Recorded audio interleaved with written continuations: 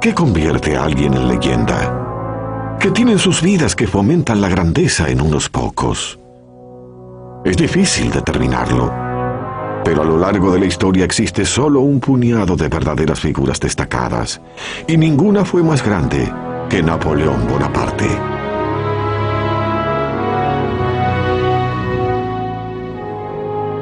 Esta es la tumba del más famoso gobernante del mundo, uno de los hombres más interesantes e indescifrables, y uno de mis personajes favoritos.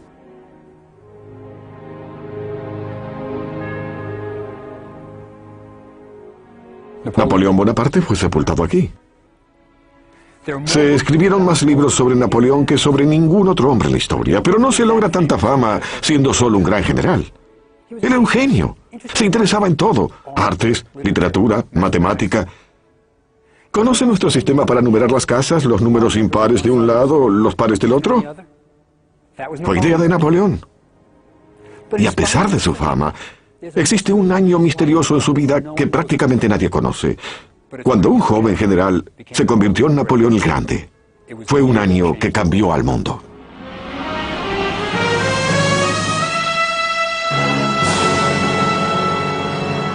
La obsesión de Napoleón. Egipto. Nuestra historia se inicia hace 200 años, en Egipto. Una tierra virtualmente desconocida para los europeos de esa época. Este era un país que había perdido el contacto con su glorioso pasado, con sus enormes templos y monumentos cubiertos de misterio, hasta con su antigua e indescifrable escritura. El Egipto de la época de Napoleón era un país islámico. En el horizonte de su capital, El Cairo, se recortaban las siluetas de las mezquitas de los fieles. Bonaparte tenía solo 29 años y había asombrado al mundo con sus victorias militares en Italia. Quería sentar las bases de su fama y su gloria conquistando Egipto. ¿Y por qué Egipto? Francia se hallaba en guerra con Gran Bretaña, y conquistando Egipto, Napoleón bloquearía las rutas comerciales de la posesión más preciada de Gran Bretaña, India. También existía otro motivo. Bonaparte se sentía ávido de nuevos desafíos. Europa, escribió, no es más que una madriguera. Allí todo se echa a perder. Mi gloria ya es pasada y esta diminuta Europa no me ofrece mucho más. Debemos ir al oriente. Todas las grandes glorias se ganaron allí. En busca de fama y gloria, Napoleón seguiría los pasos de su héroe, Alejandro Magno. Se embarcará hacia Egipto, esa tierra exótica que durante siglos permaneció aislada del mundo occidental. Luego de semanas en alta mar, los franceses desembarcaron en Alejandría, que entonces era un aletargado puerto de mar, y capturaron la ciudad con muy poca resistencia. El país no estaba siquiera gobernado por los egipcios, sino por los guerreros mamelucos que habían tomado el control de Egipto.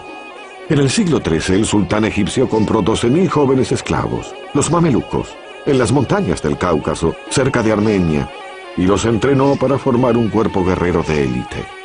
Los mamelucos pronto derrocaron al sultán y se establecieron en El Cairo, desde donde gobernaron todo el país. Muy pronto Bonaparte se enfrentaría a ellos, y por supuesto es más sencillo decirlo que hacerlo. Este es el desierto egipcio, caluroso, muy caluroso. Alcanza los 54 grados centígrados en verano. A los turistas se les aconseja llevar sombrero, ropa liviana, beber 1 litro de agua por hora. Bonaparte llegó en julio. Sus hombres llevaban uniformes muy abrigados y ninguna botella de agua. ¿Por qué? Porque Bonaparte era una contradicción viviente. Tenía el control sobre el más insignificante detalle de su campaña. Era un gran estratega, pero cuando quería algo, era a toda costa. El Cairo era lo que él quería y se hallaba a 200 kilómetros. Entonces, se dispuso a atravesar el desierto con su ejército, sin mapas adecuados, sin pertrechos suficientes y con muy poca cantidad de agua. Napoleón era ahorrativo para todo, excepto la vida de sus hombres. Durante la marcha a través del desierto, el calor era insoportable y las tropas comenzaron a despojarse de su ropa. Trastornados por el calor y la falta de agua, muchos vaciaron sus raciones. ¿Quién comería galletas mientras se muere de sed? El polvo secaba sus gargantas y la arena quemaba sus pies cuando los soldados marchaban hacia el Cairo.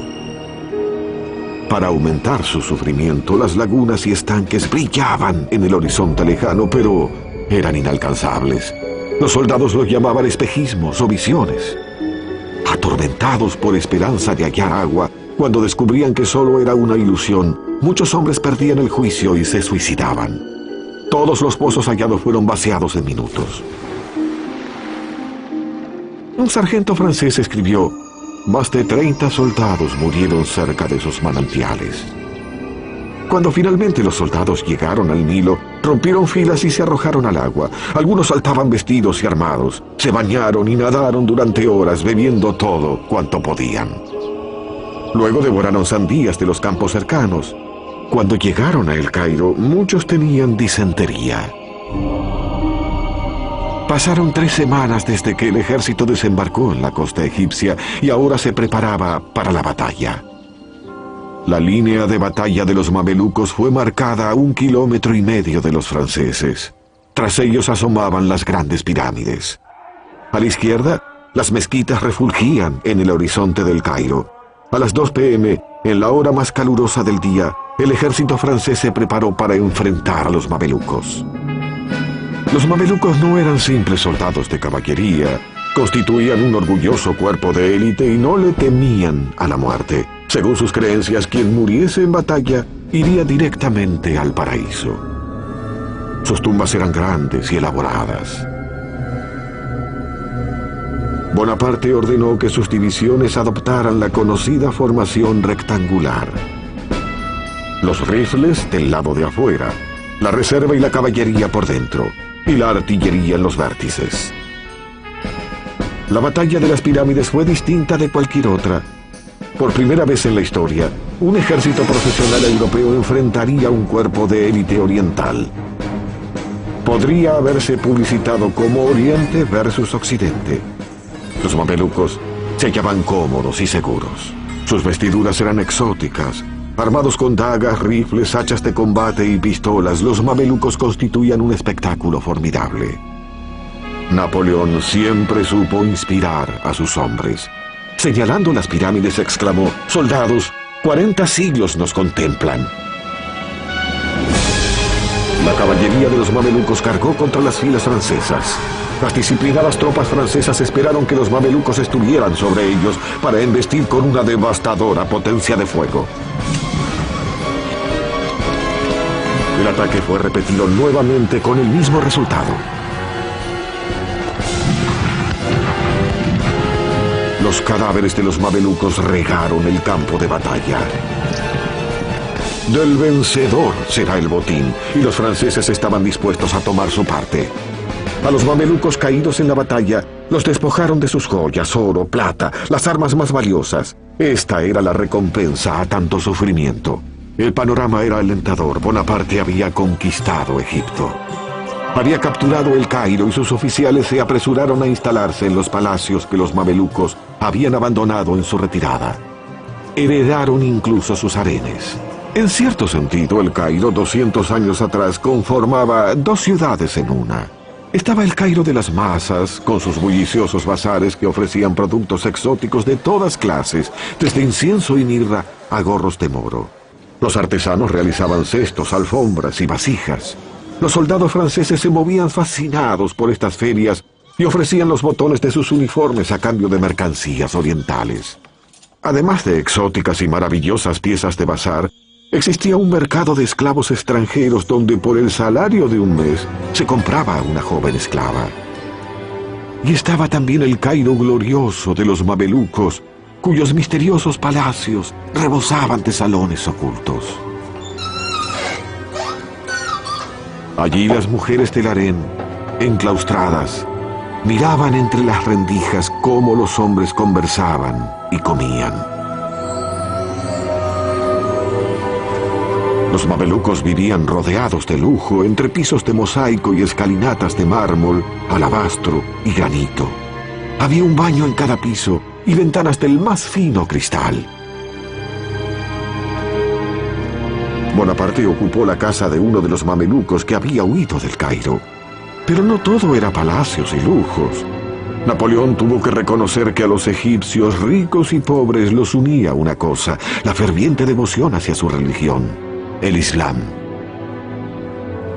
Bonaparte entonces, que era un hombre práctico, anunció: «No soy cristiano, y mi ejército y yo queremos ser musulmanes». Parece una locura. Es como si el presidente de Estados Unidos hubiera llegado a El Cairo y anunciara que él y toda su comitiva iban a convertirse al Islam. Es increíble.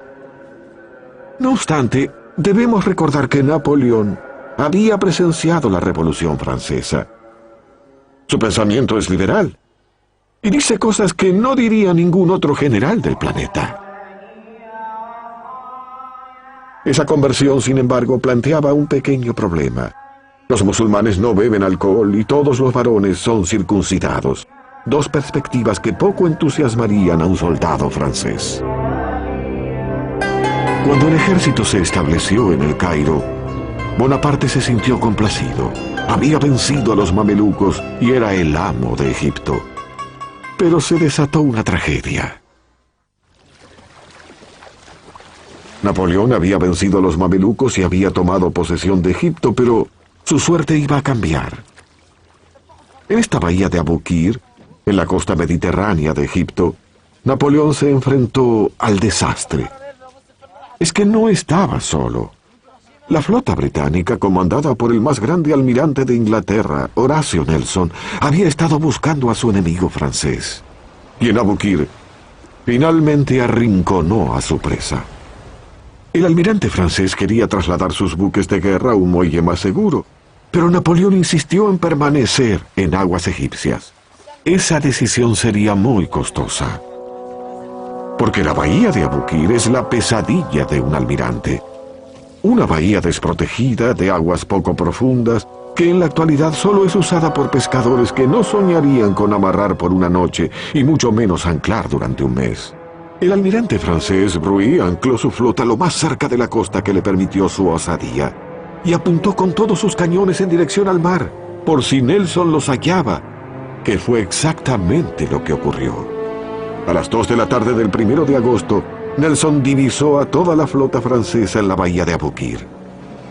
A la velocidad que llevaba, podría atacar a las 6, y solo quedarían un par de horas de luz. Nelson decidió emprender la batalla naval más espontánea de la historia. Los franceses suponían que los británicos iban a luchar de la manera acostumbrada: esperar el amanecer, enfrentar sus barcos con los de los franceses y disparar hasta que uno de los dos se rindiera. Pero Nelson dejó a un lado el libro de procedimientos y se dispuso a atacar. Cuando los barcos británicos se acercaban a la línea francesa, vieron que podían ubicarse entre la costa y las naves francesas ancladas. Como jamás esperaron ser atacados desde la costa, los franceses no tenían armas apuntando en esa dirección y la batalla se tornó en derrota. Mientras la furia de la batalla se precipitaba en la noche, el aire se henchía con el rugido de los cañones y los gritos de los heridos y moribundos.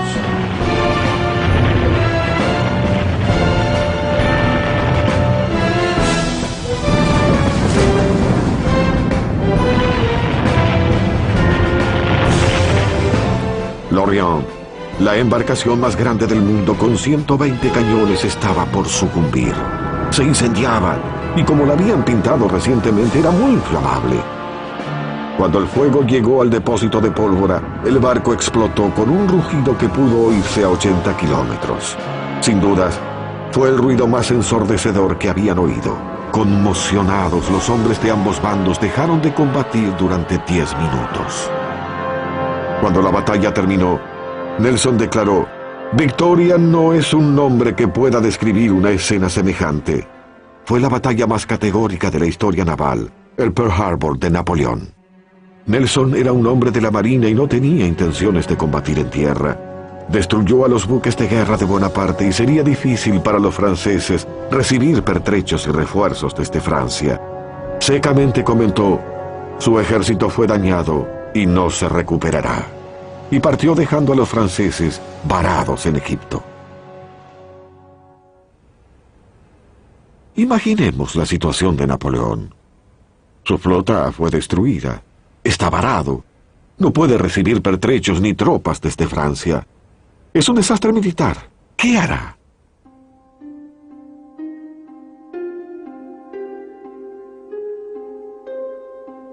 Funda aquí un instituto científico. No era un soldado común. Era un general con un ánimo increíble y una gran capacidad intelectual. El Instituto de Napoleón estaba compuesto por científicos, académicos y artistas a quienes había llevado con él para estudiar todos los aspectos de Egipto. Uno de mis favoritos era Vivant Denon, el artista que ayudó a Bonaparte a llevar el arte italiano a Francia durante la campaña de Italia. A los 55 años, Denon era uno de los miembros de más edad en la campaña de Egipto, pero se conformaba bosquejando los templos mientras las balas zumbaban sobre su cabeza. Además estaba el general Caffarelli a cargo del cuerpo de ingenieros. Había perdido una pierna luchando en Alemania y caminaba ágilmente con una de madera. A Bonaparte le agradaba su buena disposición y llevaba a Caffarelli a todas partes. En la primera sesión del instituto, Bonaparte, que era su vicepresidente, sugirió algunos temas de investigación para los científicos. ¿Cómo mejorar el pan? Era francés. ¿Existen materias primas para fabricar pólvora en Egipto? Era un soldado. ¿Cómo podemos perfeccionar el sistema legal? También era un pensador. Los científicos eran libres de investigar los temas por su cuenta, e incluso el más tímido de todos se hallaba más ansioso por explorar las pirámides que por hurgar en los hornos de pan. Una vez formado el instituto, Bonaparte estuvo listo para su excursión a las pirámides. Y como a cualquier otro turista, le habrán mostrado una momia. Cuando Bonaparte visitó las pirámides, debió sentirse realmente impresionado. Recordemos que la Gran Pirámide duplicaba en altura todos los edificios de Francia. Antes de la Torre Eiffel, este era el edificio más alto de la Tierra. Napoleón ordenó a algunos soldados escalar la Gran Pirámide, pero él permaneció en la base. Poseía una aguda mente matemática y calculó que en las 3 pirámides había suficientes piedras para construir un muro de 3 metros de altura por 1 metro de espesor que rodease toda Francia. Mientras Bonaparte soñaba con construir un imperio en Oriente, en París tenía verdaderos problemas. Estaba por desatarse un escándalo que lo marcaría por el resto de su vida. Antes de partir hacia Egipto, Napoleón había desposado a Josefina, una viuda mayor que él, de escandalosa reputación. Apenas su esposo llegó a Egipto, Josefina tuvo un comportamiento digno de su mala fama y su falta de moderación. Gastó el dinero de su esposo como si no tuviese fin y compró Malmaison, un castillo en las afueras de París que amobló fastuosamente. Era indiscreta y se paseaba por París en compañía de jóvenes apuestos y elegantes. Eso dio que hablar. Napoleón prefirió ignorar las cartas que revelaban sus infidelidades y desoír lo obvio. Sabía entender a los hombres. Podía lograr que hiciesen su voluntad. Pero si se trataba de mujeres, no tenía idea. Si la hubiera tenido, jamás se habría casado con Josefina. Pero finalmente Bonaparte se vio obligado a aceptar las infidelidades de Josefina. Afligido ante su vida licenciosa, Napoleón halló consuelo en los brazos de Pauline Furet, una joven de 20 años, esposa de un teniente. El teniente Furet fue despachado hacia París y Pauline se mudó a una mansión cercana a la de Napoleón. Mientras el amorío prosperaba, el Instituto Científico comenzó a estudiar Egipto. El artista Denon se sentía apabullado por la grandiosidad de la Esfinge y escribió: aunque sus proporciones son colosales, los contornos que se preservan son exquisitos y delicados. La expresión del rostro es afable, suave y serena. La boca de labios gruesos tiene la sensualidad que brinda una ejecución refinada y es verdaderamente admirable. Es la vitalidad de la carne. Denon deseaba ver el resto de Egipto y acompañó entonces al ejército francés que perseguía a los mamelucos hacia el sur. Sería el primero en bocetar los monumentos del antiguo pasado de Egipto en la región meridional. Tendría la oportunidad de aventurarse en los grandes templos de Karnak y Luxor, bocetar las misteriosas tallas del Valle de los Reyes, contemplar el coloso de Memnón, y todo quedaría registrado. Su único temor era no contar con el tiempo y los materiales suficientes. En realidad se quedó sin lápices y resolvió el problema derritiendo balas de plomo e improvisando. Aún hoy los llamamos lápices de plomo. Conmovido por las antigüedades de Egipto, Denón pedía constantemente más tiempo a los soldados para dibujar templos y tumbas. Fue el primer artista profesional que ingresó en el Valle de los Reyes, la legendaria sepultura de los faraones de Egipto. Denón jamás había visto un paisaje semejante, un valle aislado bajo el sol abrasador, desprovisto de vida, donde, excavadas a los costados del valle, se divisaban unas cuevas taponadas de escombros. En su interior se hallaban las tumbas de los reyes. Estaba desesperado por registrar sus pinturas de brillantes colores. ¿Cómo iba a ser posible dejar atrás ejemplares tan valiosos sin haberlos copiado? ¿Cómo regresar, dijo, sin ningún boceto para mostrar? Febrilmente exigí un cuarto de hora y me dieron 20 minutos. Una persona iluminaba cada objeto que yo le señalaba y completé mi tarea con buen ánimo y precisión. Denón no fue el único científico que trabajó en el Valle de los Reyes. Los jóvenes miembros del instituto, René de Villiers y Prosper Jollois, estaban viviendo la más grande oportunidad de sus vidas. Cuando los faraones fueron sepultados aquí, las pirámides tenían ya 1000 años de antigüedad. Eran monumentos arcaicos. Por eso los reyes de Egipto eligieron un sitio coronado por una pirámide natural para proteger sus tumbas.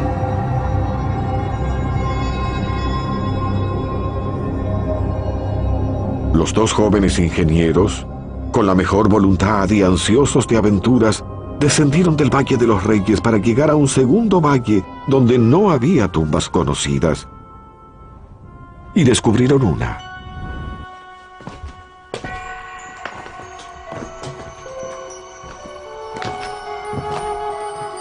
Tras atravesar a duras penas los pasadizos, cuesta abajo llegaron hasta un foso diseñado para desviar el agua de lluvia y proteger la tumba. Se toparon entonces con el dueño de la tumba, pero no tenían idea de quién era. Pasarían 20 años más para que alguien descifrase los jeroglíficos y leyera los nombres. Nuestros jóvenes amigos habían descubierto la tumba de Amenhotep III, uno de los más grandes reyes de Egipto. Era el rey que construyó algunos de los mayores monumentos de Egipto.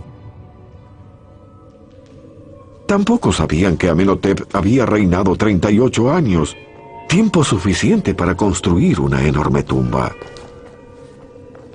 Y exploraron los salones entre altísimas columnas, misteriosas recámaras laterales con sus muros plenos de conjuros mágicos. Finalmente, en la recámara funeraria, hallaron el sarcófago roto, pero Amenhotep no estaba allí. Los saqueadores de tumbas de la antigüedad lo habían descubierto miles de años antes. Tras los jóvenes científicos, se sucederían 2 siglos de académicos. Descubrirían increíbles tesoros en el Valle de los Reyes, momias de los faraones, el oro de Tutankamón. Pero Napoleón jamás vería el valle. Una revuelta se había desatado en el Cairo y él estaba luchando por su vida.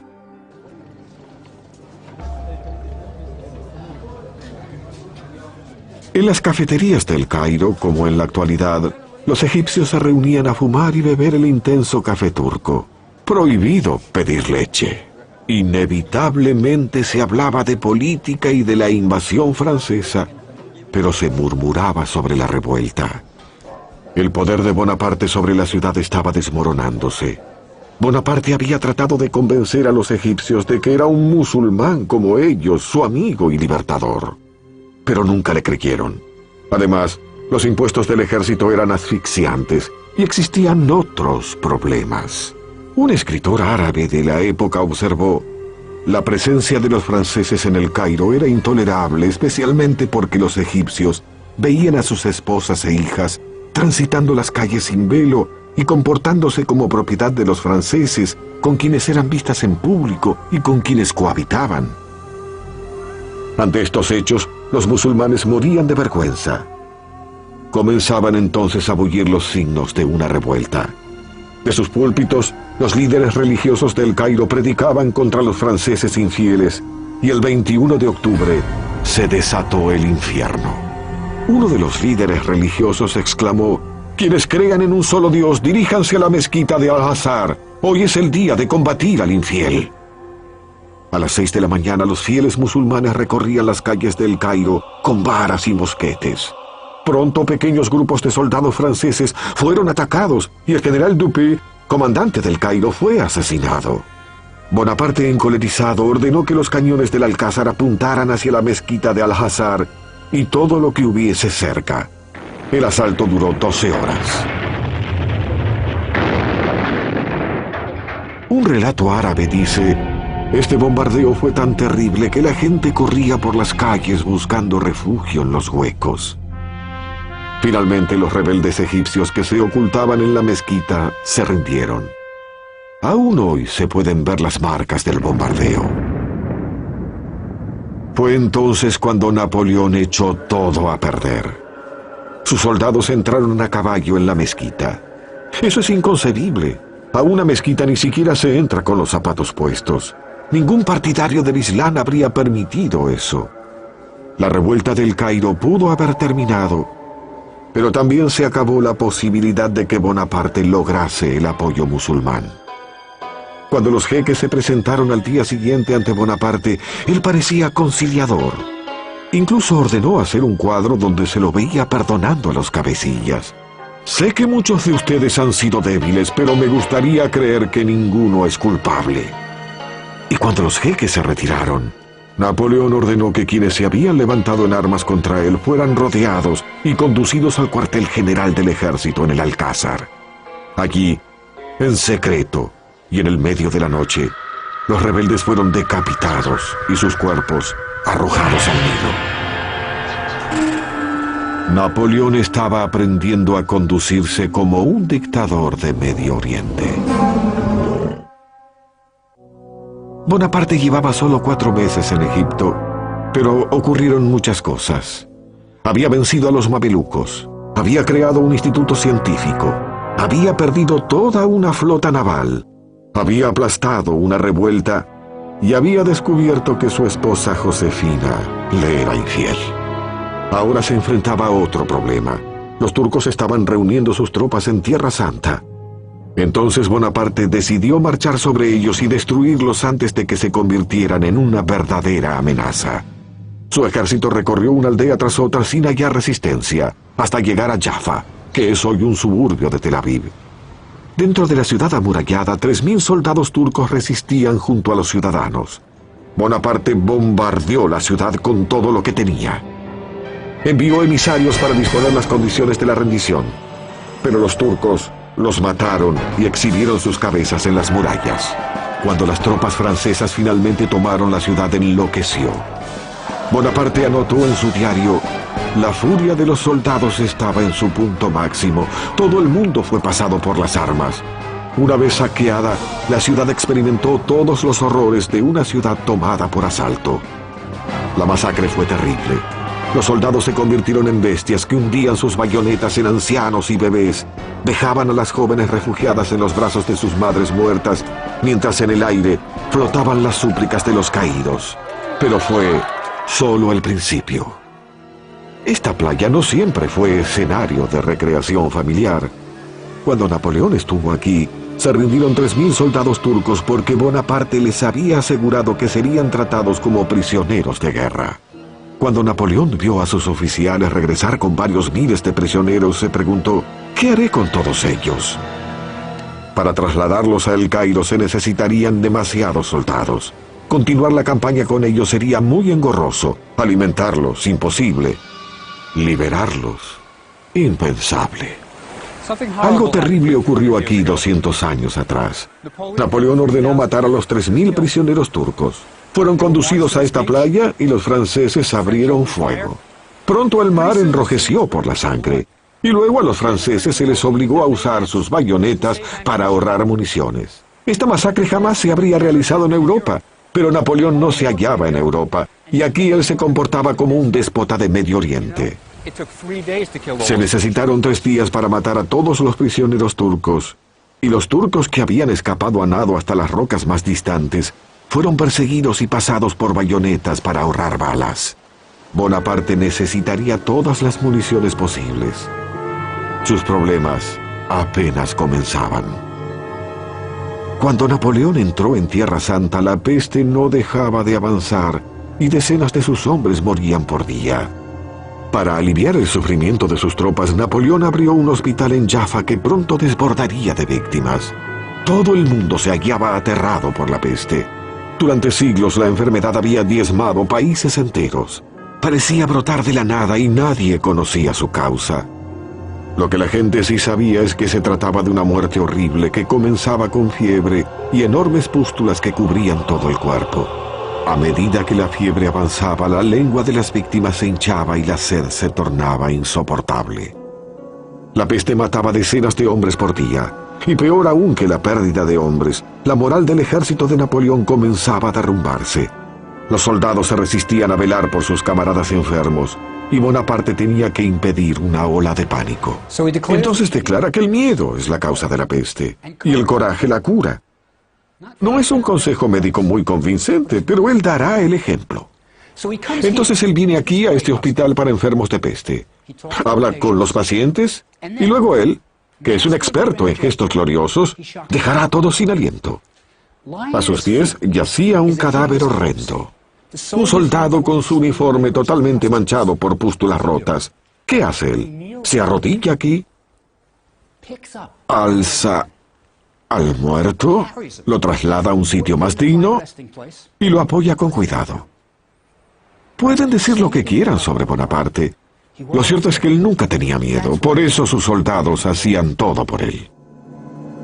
Más adelante hizo inmortalizar este acontecimiento en un cuadro donde el soldado estaba vivo y el hospital parecía mucho más imponente de lo que era. Mejor en función de la leyenda. Por horrible que fuera, la peste no fue el enemigo más encarnizado de Bonaparte, sino alguien que se hallaba cerca. Cuando el ejército de Napoleón llegó a la ciudad de Acre, se enfrentó a uno de los tiranos más crueles de Tierra Santa, Cesar Pasha. Cesar era el carnicero porque a muchos de sus servidores les faltaba una oreja o un ojo como castigo por algún error. La fortaleza de Cesar, que defendía la ciudad de Acre, poseía una ubicación casi perfecta. Solo uno de los lados lindaba con tierra firme. Era un dato crucial para la batalla que iba a producirse. Existen 2 tácticas básicas si el enemigo se halla protegido dentro de una fortaleza. A. Acampar frente al fuerte y dejar que muera de hambre. B. Tomar la fortaleza por asalto. Y Bonaparte no podía esperar que pasaran hambre allí. La flota inglesa había entregado suficientes provisiones a Cesar Pasha desde el mar. Solo queda el plan B, tomar la fortaleza por asalto. Pero aquí también existía un problema. La fortaleza se hallaba muy bien protegida con los cañones más nuevos y grandes de todo Medio Oriente. Napoleón había perdido su artillería pesada frente a la armada británica, y atacar una fortaleza así sin un poderoso armamento sería un suicidio militar. Cualquier otro general se habría dado por vencido. ¿Pero qué hizo Napoleón? Atacó la fortaleza. Como dije, tenía 29 años y jamás perdió una batalla importante. Pero el asalto sería terriblemente difícil. Los británicos habían ubicado sus cañones en una isla pequeña frente a la costa para proteger la zona más vulnerable, las puertas principales de la ciudad. Caffarelli El hombre de una sola pierna concluyó que debían atacar la zona más alejada de las armas británicas. Y eligió atacar la torre desde uno de los ángulos. Una vez dentro de ella, los franceses podrían asaltar la fortaleza, pero para llegar allí tenían que atravesar uno de los fosos. Caffarelli se dedicó a supervisar la operación. Los franceses acamparon a medio kilómetro del foso. Un ingeniero fue enviado a realizar un reconocimiento, pero un francotirador lo mató, y entonces Bonaparte no contaba con ningún dato sobre su profundidad y tipo de construcción. Solo divisaban una leve pendiente desde la parte superior hasta el suelo. Cuando los hombres finalmente se lanzaron al ataque, descubrieron que la pendiente del foso terminaba abruptamente en un muro vertical de 6 metros. Desesperados, los franceses intentaron armar escaleras para atravesar el foso, pero era imposible. Los hombres de Jessart disparaban sobre ellos, y el foso se convirtió en una trampa mortal. Sitiar al enemigo era algo que Napoleón detestaba, porque las tropas se veían obligadas a atacar sobre una zona pequeña. Prefería las batallas donde las tropas podían realizar movimientos abiertos, donde se ponía en juego su genialidad como estratega. Y ahora Bonaparte se estaba quedando sin municiones. Entonces mandó distribuir un bando especial, alentando a sus hombres a hurgar en el campo de batalla y recuperar las balas de cañón. A cada hombre se le pagaba según el tamaño de la bola de cañón que lograba recuperar. Algunos soldados emprendedores construyeron una fortificación falsa en la playa y esperaron que Jessart o los británicos disparasen las detonaciones más grandes, porque era más fácil desenterrar las balas de cañón de la arena y les pagaban el doble por su tamaño mayor. Los soldados darían buen uso a ese dinero extra porque no se les pagaba desde hacía meses. A pesar de los esfuerzos de Bonaparte, Acre no cayó y se difundió la noticia de que más tropas turcas se preparaban para invadir Egipto.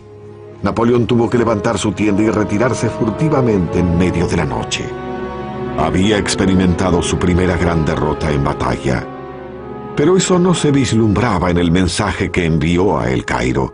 «He arrasado el palacio de Jessart y las murallas de Acre», decía, «y he bombardeado la ciudad de tal manera que ni una roca quedó en su lugar». Eso es controlar la situación. En la actualidad la fortaleza está en pie en las costas de Israel. Pero una cosa que no podía disimular eran sus bajas. El favorito de Bonaparte, Caffarelli, el hombre de una sola pierna, tenía el brazo destrozado por una bala de cañón y murió 18 días después. Aquí fue sepultado. Mientras el ejército regresaba a El Cairo, Bonaparte se veía frente a difíciles decisiones. Muchos de sus hombres, demasiado débiles para seguir adelante, debieron ser abandonados en el camino. Los que podían soportar el viaje iban montados en caballos y camellos. Pero también se necesitaban animales para transportar cañones de campaña. Y Napoleón no tenía suficientes. Al llegar a Tantura, 22 cañones fueron arrojados al mar para liberar más caballos y camellos que pudieran transportar a los heridos. El cirujano Larrey creó el camello ambulancia. Bonaparte caminaba. Cuando los hombres llegaron a Jaffa, donde Bonaparte había masacrado a los soldados turcos, quedaban aún más decisiones por tomar. Los soldados que se hallaban en el hospital para enfermos de peste estaban muy enfermos para partir, y los turcos se aproximaban. Hoy el pintoresco monasterio armenio que una vez albergó tantos padecimientos es irreconocible.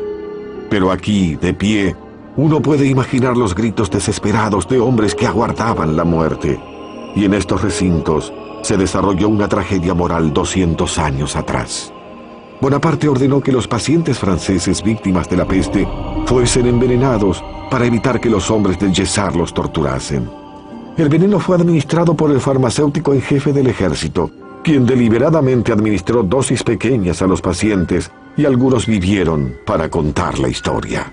Bonaparte insistió en que el veneno fuera dejado junto a la cama de los pacientes para que ellos pudieran ingerirlo voluntariamente. Cuando Napoleón finalmente se aproximó a El Cairo, ordenó detener las tropas. Tenía un plan. Los heridos fueron trasladados a las aldeas de las afueras. Los sanos formaron según su rango. Las banderas capturadas fueron desplegadas al frente. La banda comenzó a tocar y el ejército entró en el Cairo de manera triunfante a través de Bab el Nasser, el portón de la victoria. No solo ingresó a través del portón de la victoria, sino que cambió los nombres de sus torres por los de sus compatriotas. Las inscripciones aún están a la vista. Bonaparte era un héroe, al menos esa fue su versión. En el fondo de su corazón, él sabía que la campaña de Egipto se había perdido, aunque estaba lejos de haber terminado. Napoleón comprendió que su campaña a Egipto estaba perdida. Su derrota en Acre era terminante y estaba perdiendo cientos de hombres cada día en manos de la peste, y no había formas de recibir refuerzos. Pero, si la gloria no se hallaba en Egipto, tal vez lo aguardaba en Europa. Convocó a su segundo, el general Kléber, a la fortaleza de Rosetta, pero era una cita que Bonaparte no tenía intenciones de cumplir. Mientras Kléber se dirigía hacia la fortaleza, Napoleón se hallaba a kilómetros de distancia en la costa de Alejandría, embarcándose. Iba a abandonar Egipto para siempre. No le avisó a Pauline, su amante. No le avisó a su ejército. No le avisó incluso a su segundo, el general Kléber. No deseaba enfrentarse a ellos personalmente. En su lugar, dejó un paquete con esta carta. Es muy reveladora de su carácter. Vean esto. Cuenta aquí que ciertos acontecimientos europeos lo obligan a regresar a Francia. Y aquí abajo dice: lamento dejar a mis soldados por quienes siento gran apego, pero solo será por un tiempo. Mucha suerte. Pobre Kléber. Queda a cargo de un ejército diezmado por la peste, sin esperanzas de refuerzos. Y lo peor, Bonaparte le pide que siga recaudando impuestos y logrando victorias militares. Bonaparte se salió con la suya nuevamente. Da un vuelco positivo a su propio desastre militar. Y ese vuelco funcionó. Cuando Bonaparte regresó a París, no lo hizo como un general vencido que había abandonado a un ejército diezmado. Regresó como un héroe. Inmediatamente acuñó monedas que lo mostraban como el libertador de Egipto. Conmemoró victorias que jamás tuvieron lugar. En una medalla aparecía entrando en Egipto como un emperador romano en una carroza tirada por 2 camellos. Eso es ser insolente. Había perdido la mitad de su ejército, pero todos le creían. En pocas semanas toda Francia se hallaba a sus pies. Sus sueños de gloria cambiaron la vida de muchos. El general que había dejado a su cargo, Kléber, fue asesinado en el Cairo menos de un año después. El ejército continuaba siendo diezmado por la peste y finalmente se rindió ante los británicos en 1801. Muchos se consideraban afortunados de haber escapado con vida. Los científicos continuaron clasificando objetos antiguos, aves y plantas hasta el día de la rendición. Cuando supieron que sus dibujos y colecciones iban a ser confiscados, dijeron que preferían dirigirse a Inglaterra con sus especímenes que regresar a Francia sin ellos. Los británicos amablemente les devolvieron todo, es decir, casi todo. Algunos académicos dedicaron su tiempo a copiar inscripciones jeroglíficas, esperando que su trabajo permitiera descifrar el idioma antiguo. Y tuvieron su oportunidad. Mientras los soldados apuntalaban los cimientos de la fortaleza de Rosetta, se toparon con unos bloques antiguos con inscripciones jeroglíficas. Entre ellos, una gran piedra llevaba las mismas inscripciones en egipcio y griego antiguos. Sabían que se trataba de algo importante. Los británicos no iban a permitir que los franceses se quedaran con la piedra de Rosetta y la llevaron a Inglaterra, donde aún hoy se la puede ver en el Museo Británico. 20 años después, el académico francés Champollion pudo descifrar la piedra de Rosetta y leer los jeroglíficos egipcios por primera vez en 2000 años. O sea que la interpretación del lenguaje jeroglífico fue resultado del afán de gloria de Napoleón. Era el comienzo de la egiptología moderna, quizás el más grande legado de Napoleón. Pero, ¿y Napoleón? Si recuerdan lo que aprendieron en la escuela, finalmente se hizo coronar emperador, pero su impaciencia y su falta de escrúpulos se impusieron otra vez. Como en la campaña egipcia, Bonaparte invadió Rusia sin estar preparado para las condiciones climáticas, y esta vez se trataba de un gélido invierno. Perdió más de 250.000 hombres. Fue en Egipto donde Napoleón probó por vez primera el sabor del poder absoluto. A la sombra de las pirámides comprendió que podía alentar a sus hombres a hacer hazañas sobrehumanas. Fue en Egipto donde un joven general llamado Bonaparte se convirtió en Napoleón el Grande. Tras su derrota final en Waterloo, Napoleón murió en el exilio, pero siempre deseó ser sepultado en Francia. 20 años después, finalmente su deseo se cumplió. Cuando el cuerpo regresó a París era pleno invierno. La temperatura bajaba de cero. El cuerpo recorría las calles en un coche fúnebre con forma de templo de color púrpura y dorado. Los viejos soldados veteranos de Waterloo, Rusia y la campaña egipcia formaban fila en las calles con sus uniformes raídos para saludar por última vez a su emperador. Fueron distribuidas 36.000 invitaciones oficiales para el funeral, pero tan grande era su leyenda que se recibieron más de 250.000 pedidos. A pesar de sus defectos, Napoleón Bonaparte fue un gran hombre, un visionario que no tuvo límites, y sus hombres se enorgullecían de haber sido parte de su visión. Y aquí yace su epitafio: que en paz descanse bajo esta cúpula, es el yelmo en la cabeza de un gigante.